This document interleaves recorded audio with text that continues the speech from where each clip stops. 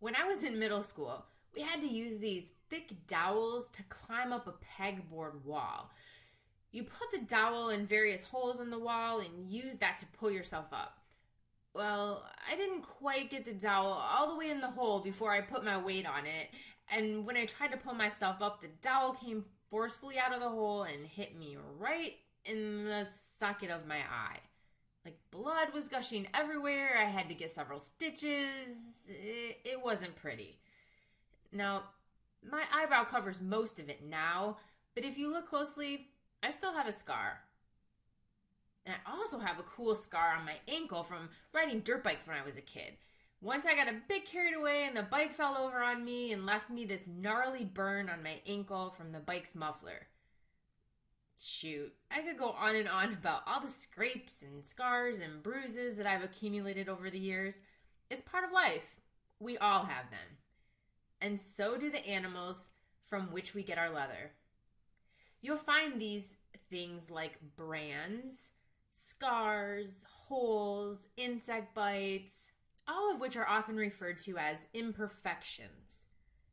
Now, before purchasing your leather, the final question you should ask yourself is, how do you feel about imperfections?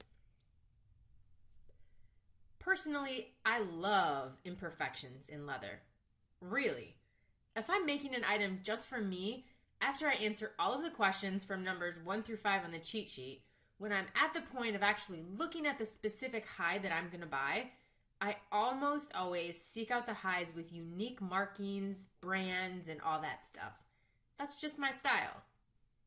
But I also recognize that not everyone appreciates those markings. And in fact, many people would never want to buy an item that actually showcases them. I always keep in mind who I'm making the item for. I may love unique markings, but if I'm making something to sell to my customers, I remember that it's for them, not for me. I urge you to do the same.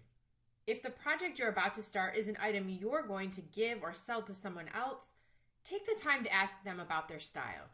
What do they prefer? How do they envision the final piece?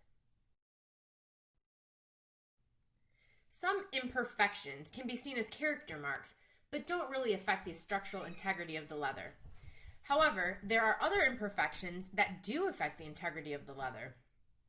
Understanding how each of these imperfections relates to the integrity and quality of the leather is important as you select the hide to best fit your needs. Let's take a look at a few things you might run into. Brands are an imperfection that does not usually affect the integrity of the leather. Animals, especially cows, are often branded to help identify the owner of the animal. Here are a few of the brands that I've encountered over the years.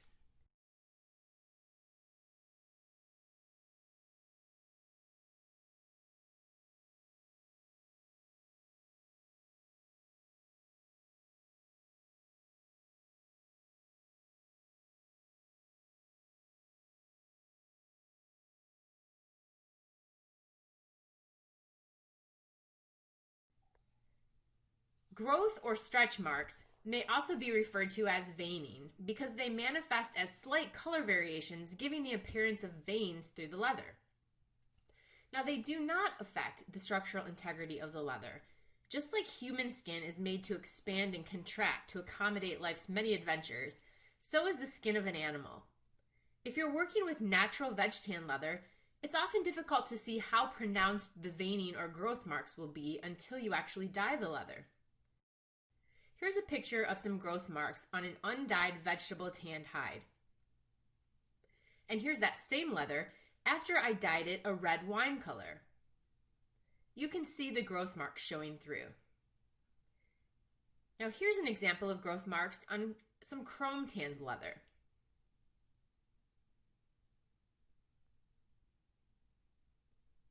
Animals may not have scars from gym class or riding dirt bikes, but it's not uncommon for them to have scars for lots of other reasons. Contact with barbed wire or from other animals, any number of things over the course of their life could leave them scarred. So long as these scars are healed and haven't left a hole in the hide, they won't affect the integrity of the leather.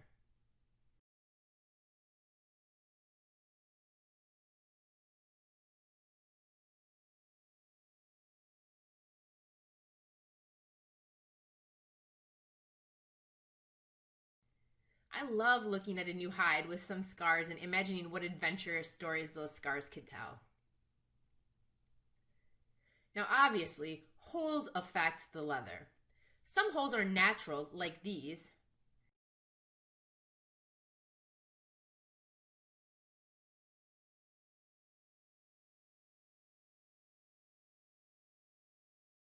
And some may have been created by the tannery or leather supplier cutting out what they deem as an undesirable portion of the leather before they sell it.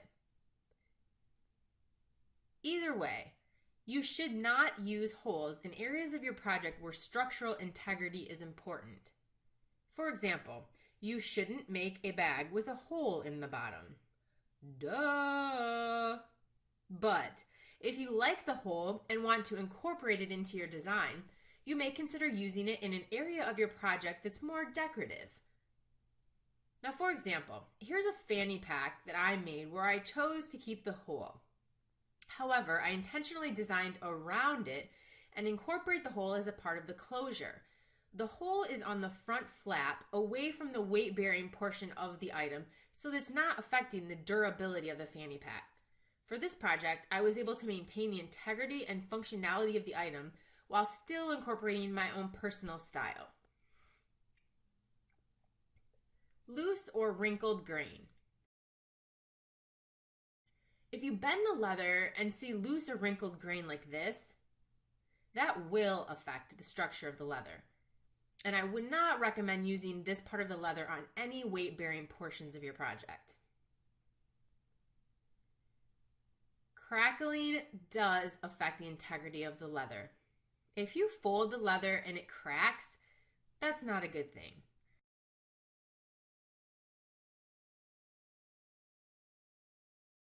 I learned this the hard way. I spent over 30 hours making this bag, and this one piece I used cracked. Yeah, I wanted to cry. Oh, the tough lessons I've learned. Seriously, I am saving you so much heartache here. Cracking, it's not good. Now, some insect bites may be more severe than others. Here's an example of a pretty major cluster of insect bite marks. As you can see, this animal was a prime target for the insects. And if you look closely, you'll see that several of these bites have left tiny holes in the leather. Now, looking at the same piece on the flesh side, we find that this is really a lot of bites. And it will infect the integrity of the leather. Again, like larger holes, even with tiny holes from insect bites, I would not recommend using this part on any weight-bearing parts or stress points of your project. Now, I told you that personally, I like Imperfections and I try to use them for my own stuff.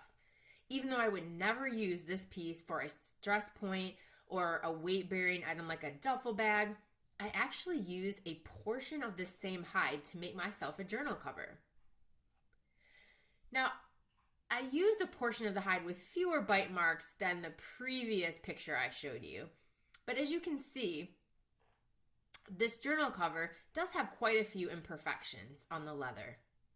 Keep in mind, again, this is an item I made for myself, with my own preferences in mind.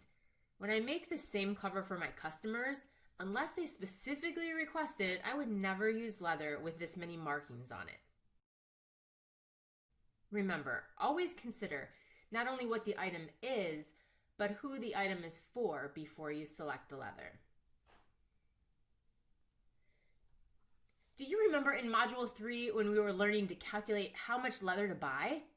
I hope you do. If not, go back and rewatch that, please. When I told you we needed to account for 20 to 25% waste, that's because nobody is perfect, including animals.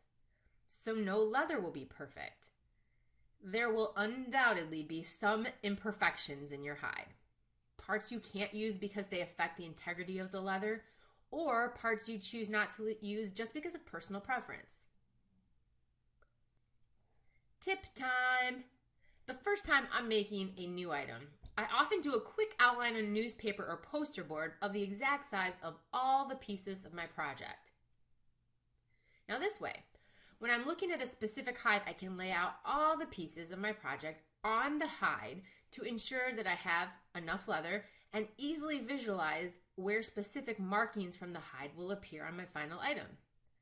This is especially helpful for large projects, but only works if you're able to purchase the leather in person.